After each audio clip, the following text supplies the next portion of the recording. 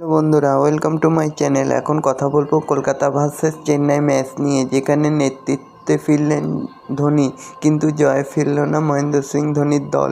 শুধু জয়ে ফেরা হলো না বলেই হয়তো এভাবে হারতে হলো নাইট রাইডার্সের কাছে হেরে চেন্নাই সুপার কিংস পয়েন্ট তালিকায় পিছনে পড়ে গেল। রাহানেদের কাছে 8 উইকেটে হারল সিএসকে, তাও আবার 9 ওভার বাকি থাকতেই।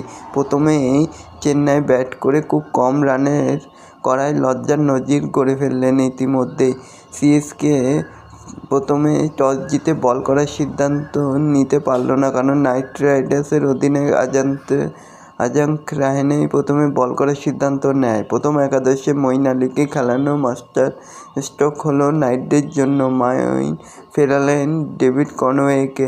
পরের ওভারের শুরুতে হার্ষিত রানা আউট করেন রাচিন রবীন্দ্রকে। বরুণ চক্রবর্তীর জালে বন্দী হলেন বিজয় শঙ্কর।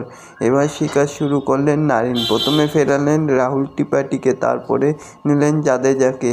এভাবে একের পর এক উইকেট নিতেই থাকলেন। নারিন ও বরুণরা যেভাবে ভেলকি দেখালেন, তাতে সেই রকমভাবে কোনো খেলাই দেখাতে পারেনি সিএসকে। ম্যাচ জেতা হলো না, তবে অনন্ত প্রতিরোধ দেখা যেতে পারত, কিন্তু কোথায় কি। প্রথম ওভার শেষ হতেই ঘুরতে শুরু হলো নারিন চক্র। খালিল আহমেদের শেষ বলে ছক্কা দিয়ে শুরু, তারপরে অশ্বিন এক ওভারে 2টি 6 হাঁকালেন। নারিনের তাণ্ডব দেখে মনেই হলো না এই পিচে কোনো বিপদ আছে। যোগ্য সঙ্গ দিলেন কুইন্টন ডিকক। 16 বলে 23 রান করলেন। এছাড়াও কোনো 4 না মারতে পারলেও 3টি ছক্কা হাঁকালেন তিনি, আর নারিনের খাতায় 5টি 6। 18 বলে 44 রানে ফিরলেন তিনি। তখন জিততে বাকি আর মাত্র 19 রান। সেই কাজটা হাসতে হাসতে করে দিলেন রাহানে ও রিঙ্কু। শেষ পর্যন্ত 9 ওভার বাকি থাকতেই 8 উইকেট হাতে নিয়ে সহজেই ম্যাচ জিতল কেকেআর। 6 ম্যাচ খেলে 6 পয়েন্ট রাহানেদের। এখন পয়েন্ট তালিকায় 3 নম্বরে উঠে এলো কলকাতা।